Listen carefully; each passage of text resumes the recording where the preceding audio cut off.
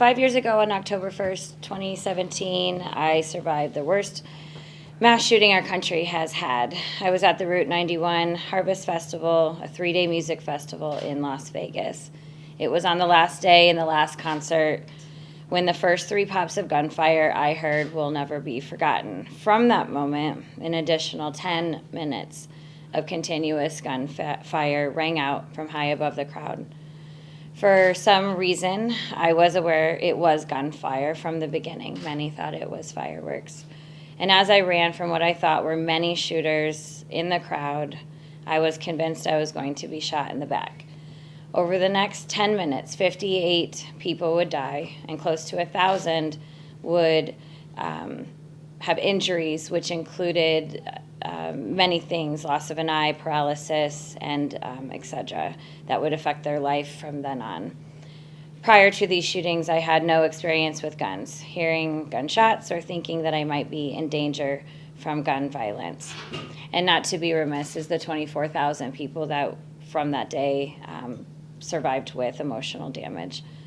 2 years later, almost to the day, on October 2nd of 2019, I experienced another shooting at a bar in Cedar Rapids. It was unbelievable that 2 years later, I was once again within 8 feet of shots fired. I am usually very good about where I am in places and in public, but I was blocked and all I could do was crouch down and pray they would leave. I watched the corner of the bar where I was crouched, waiting for shoes and a gun to point in my direction, convinced that this time I wouldn't be so lucky. Thankfully, they did leave, but the sounds were deafening, and the mark from another near miss deepened my trauma, but also deepened my resolve to try and help others not go through this. I have found parts of my healing was to be immersed in helping others and to be around others who understood from their own experiences. I have not only had my personal journey of healing, but I have witnessed the toll that gun violence has on people and how it is long-reaching and long-lasting effects for each and every one of us. Trying to make sense out of what I have experienced has been difficult, to say the least. Survivor's guilt, grief, depression, and anxiety cause daily struggles to reintegrate into your new normal life. I go into every day with a caution that was not there before. Every place I go, I am aware of my exits, and I have internally gone through an escape plan. The first years after my shootings were wrought with deep depression. Even now, I can't say I'm completely healed, as you do not forget these experiences. I have witnessed in others relationships damaged or broken, inability to hold employment, suicidal thoughts and attempts, and overall loss of quality of life for the individual and by proxy for everyone around them. This ripple effect of gun violence is profound and seeps into every part of our community.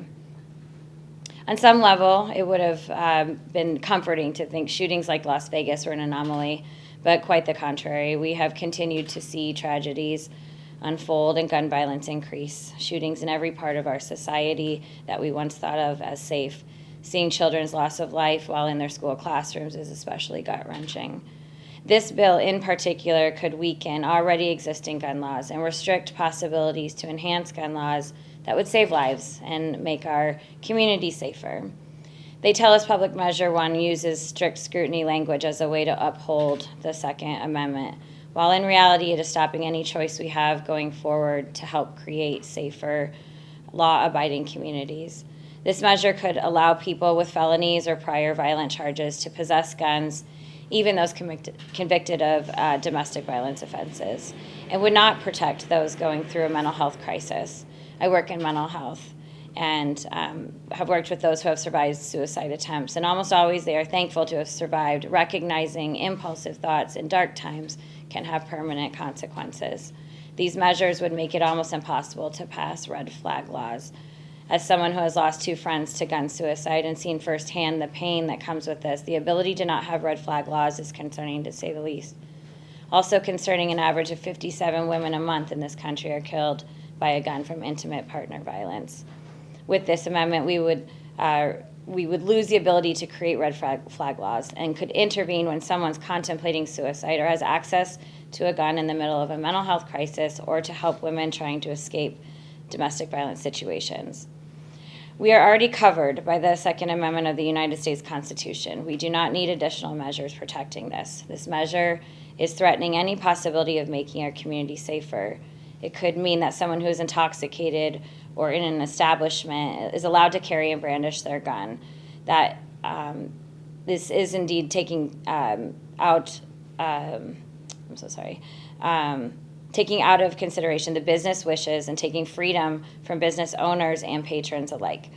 They are calling this the Freedom Amendment, but I can tell you when you think you are going to die as you're being shot or when you are dealing with the effects of PTSD daily or other ramifications of gun violence, this is the furthest thing from feeling free. I am not against guns. I support legal and safe gun ownership. But Public Measure 1 is a step in the wrong direction for the safety of our children, our loved ones, our community. When you vote in November, please turn your ballot over and vote no on Public Measure 1 for the safety of our community.